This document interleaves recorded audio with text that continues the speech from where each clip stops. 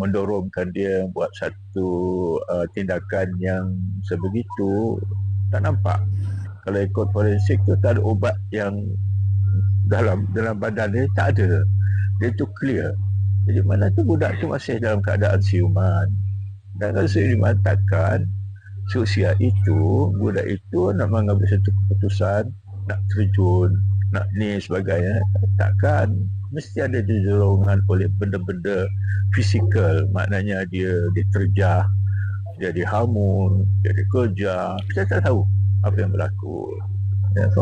So dia tersempit tahu di antara di level 3 tu, nak ke bawah tak dapat, ke kiri tak dapat, ke atas tak dapat. Akhirnya itu je ruang untuk dia. Mungkin yang mengejek dia, mengejar dia, menghamun dia itu dengan benda-benda yang dia takut. Kita tak tahu. Itu belum lagi nampak dalam inquest Zahra Karina ini. Kita belum nampak lagi. Kita harap boleh faham tak? Faham yang apa saya cakap tu? Faham.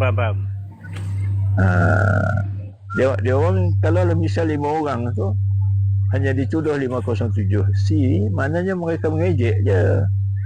Mengejek maknanya kau mencuri, kau ni, kau tak ada orang lain. Takkanlah dia lari sebab tu dia terus nak terjun, takkan. Masuk akal saya sebenarnya. Kecuali dia dikejar, itu lain cerita.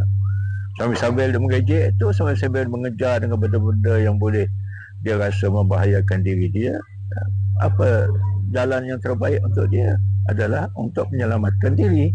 Tetapi dia tak ingat bahawa sebenarnya mungkin dia di tingkat 3 dalam keadaan sedemikian membuat